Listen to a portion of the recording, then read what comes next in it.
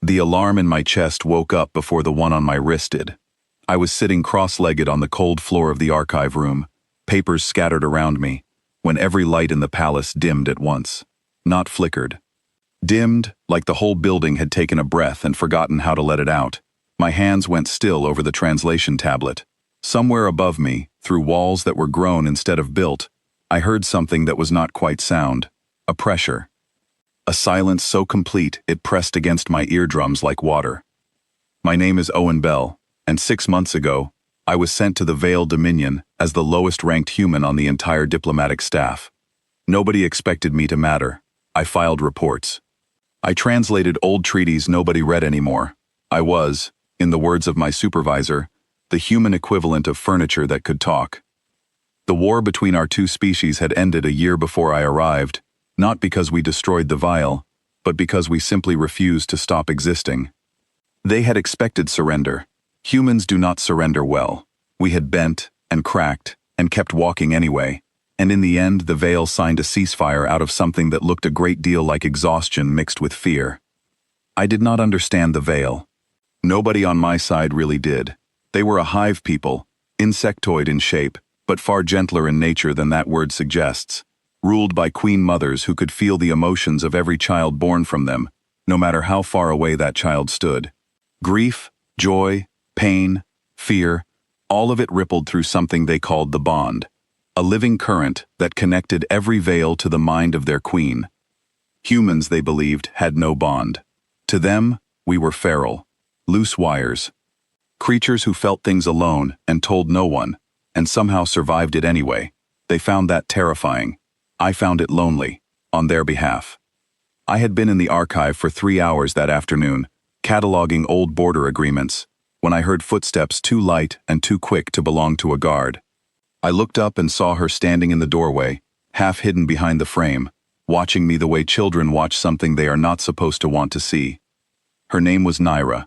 She was the youngest daughter of Queen Selamara, no older than 7 in human years, though Vale children matured strangely, all sharp curiosity and slow bodies. She was not supposed to be near me. Vale royalty did not speak with outsiders unsupervised, and they certainly did not touch us. Touch was sacred to them, reserved only for those bonded through the hive mind. To touch a stranger was, in their culture, almost a wound. But Naira did not care much for rules. She had been sneaking into the archive for weeks, asking me questions no one else dared to ask. "Why do humans sing when they are sad?" she asked me once. "Why do you cry when you are happy? Why are you not afraid of my mother?" I never had good answers. I just told her the truth, because I did not know enough about diplomacy to lie convincingly. That day, though, she did not ask a question. She stood in the doorway with her small clawed hands pressed against her chest, and she did not come in. I set down my tablet. Something in the way she stood made my stomach tighten.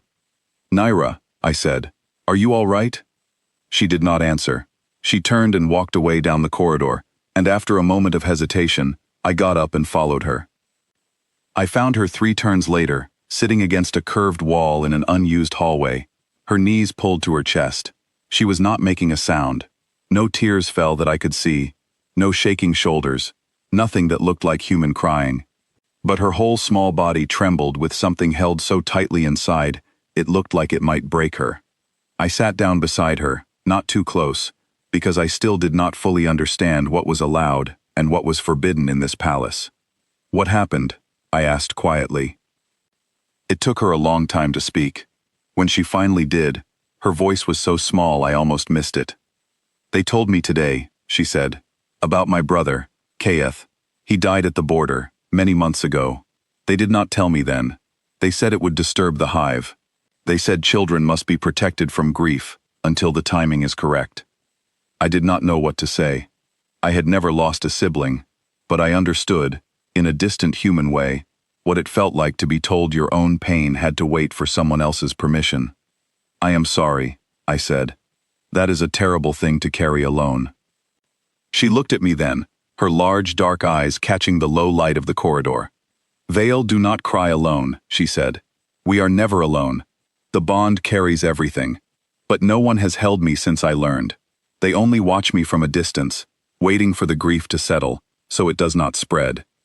I do not understand how a family can be a whole and still make me feel like I am the only one standing in the room. I did not think about protocol. I did not think about treaties, or diplomatic conduct, or the careful walls both our species had built between each other since the war ended. I only thought about a child sitting alone in a dark hallway, grieving in silence, because her own culture had trained her that grief was something dangerous, something to be managed rather than felt. I opened my arms, slowly, the way you would offer something to a wild animal that might bolt. "You do not have to be alone right now," I said, "not if you do not want to be." She looked at my arms for a long moment, as if she were doing some private calculation, weighing centuries of unspoken rules against the quiet ache in her chest. Then she moved, and before I could second-guess what I had just offered, she pressed herself against me and wrapped her thin arms around my waist and held on. The moment her arms closed around me, the entire palace went silent. I do not mean quiet. I mean silent in a way that felt physically wrong, like the air itself had been pulled out of the building. The soft hum of the biolights above us cut out entirely. Somewhere far off, I heard the distant clatter of something metal hitting the floor, followed by absolute stillness. No footsteps, no voices. No wind moving through the vents. Even Naira's breathing seemed to pause against my shoulder. My pulse spiked immediately. I had no idea what was happening, but every instinct in me screamed that I had just done something enormous, something that could not be undone. "Naira," I whispered. "What is happening? Why did everything stop?" She did not answer right away. Her arms tightened around me instead, as if she were afraid that letting go now would make whatever this was disappear. "They feel it," she finally said, her voice muffled against my shoulder. "Everyone feels it. The whole bond. All of them, all at once." "Feel what?" I asked, my heart hammering now. "Me," she said, "being held." I did not have time to process what that meant before I heard footsteps again. Fast ones this time, echoing from multiple directions at once. Guards. A lot of them. I felt the familiar tightness of fear settle into my chest, the kind that comes right before something terrible happens, the kind soldiers must feel in the last seconds before contact. I gently tried to shift Naira behind me, some old protective instinct kicking in, but she would not let go. "Do not be afraid," she said. "It is not danger. It is only surprise. A very large surprise." The guards arrived first. Tall insectoid figures in ceremonial armor, weapons half raised before they saw the two of us sitting together on the floor. They stopped dead the instant their eyes landed on Naira pressed against my chest. Their weapons lowered, not out of orders, but out of something that looked almost like shock freezing their bodies in place. Then I heard it. A sound I had never heard before in this palace. A sound the veil almost never made in public. Someone was breathing hard, fast, unsteady, and it was coming from the corridor behind the guards. The crowd parted, and Queen Selamara herself stepped through. I had only ever seen the queen at formal ceremonies, moving with slow, deliberate grace, every motion controlled like water poured with perfect precision. The woman who stood in front of me now moved nothing like that. She had crossed half the palace at what could only be called a run, her ceremonial robes twisted and disturbed, her breathing audible even through whatever translation implant she wore. For one terrifying second, I was certain I was about to be executed on the spot for touching royalty without permission. Instead, the queen stopped 3 steps away from us and simply stared. Her eyes moved from her daughter's face, pressed calm and quiet against my shoulder, to my own face, pale and frozen with fear. "Release her," one of the guards finally said, stepping forward, his weapon rising slightly again. "No," the queen said. The single word landed like a thunderclap in that silent hallway. Every guard froze in place, uncertain, glancing between their queen and the strange scene in front of them. Selamara knelt down slowly in front of us, her robes pooling around her, bringing her face level with mine.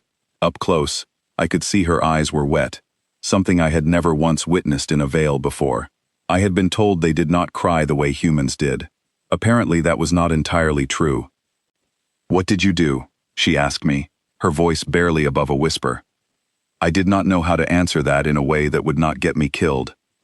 I only sat with her, I said carefully. She was upset. I offered to hold her, the way humans do when someone we care about is hurting. She said yes, that is all that happened. I am sorry if I have broken some law I did not know about. The Queen shook her head slowly, still staring at her daughter as if she had never truly seen her before this moment. You have broken nothing, she said. You have shown me something I did not know existed. I did not understand, and my confusion must have shown clearly on my face, because Naira finally lifted her head from my shoulder to explain. The bond carries feeling across all of us, she said. When I grieved alone, the others felt only the edge of it, distant and controlled, because I was taught to hold it in, to protect the hive from disturbance. But when he held me, she said, tilting her head toward me, something changed. The feeling was not managed anymore. It was not distant. Everyone felt what it was like to actually be comforted, not just to grieve quietly and wait for it to pass. The Queen's hands trembled slightly, where they rested on her knees. We do not do this, she said, her voice thick with something I had never heard from her before, something close to shame. When our children grieve, we separate them. We believe grief spreads like a sickness through the bond if it is not contained, so we isolate our youngest when they hurt the most, believing we are protecting the many by controlling the one. I have done this to every child in my care, including her. She looked at me then, and for the first time since I had arrived on this world, I saw a queen looking at a human, not as an enemy, not as a curiosity, but as someone who might actually have an answer to a question she did not know how to ask. How do your people hold your children when they are in pain? She asked. Truly, I wish to know. I thought about my own mother back on Earth, about every scraped knee and broken heart and impossible loss I had ever witnessed among humans. I thought about funerals where strangers held each other simply because someone needed arms around them, and there was no time to check if it was appropriate first. We do not wait for the right moment, I said. We do not wait until it is convenient, or safe, or approved. Someone hurts, and someone else holds them. That is the whole idea. It is not complicated. It is not something we plan. It is just what we do, the first thing, before anything else. The Queen closed her eyes for a long moment. When she opened them again, something in her expression had shifted, some old certainty had cracked open and let light through for the first time. We have spent so many years believing your kind lacked our bond, she said, that you suffered alone because you had nothing connecting you to one another. Now I wonder if we misunderstood the shape of your bond entirely. Perhaps you do not need a shared mind to share a burden. Perhaps you simply choose to carry it together, every single time, without needing permission from anyone. I did not have a clever answer for that. I only nodded, because it felt true in a way I had never thought to put into words before. Naira finally loosened her grip on me, though she did not fully let go. She looked up at her mother with the kind of open honesty only children seem capable of. I do not want to be protected from feeling things anymore, she said. I want to be held instead. The Queen reached out then, slowly, as if she were unsure her own hands remembered how, and pulled her daughter away from me and into her own arms. Naira went easily, wrapping herself around her mother the same way she had wrapped herself around me minutes earlier. The Queen held her tightly, her eyes closed, her whole body curved protectively around her daughter in a way I imagined she had wanted to do the moment she learned about her son, but had not allowed herself. Around us, the guards still stood frozen, watching their queen hold her own child in public, openly, without ceremony or control. I realized then that this too was breaking some old unspoken rule, and that none of them quite knew what to do about it, because their queen was choosing to break it anyway. After a long moment, the Queen looked up at me over her daughter's shoulder. I do not know your customs well enough to know how to thank you properly, she said. Among my people, there are rituals for gratitude, formal words passed down for generations. I find none of them feel large enough for this. You do not need a ritual, I said. You already did the thing that mattered. You held her.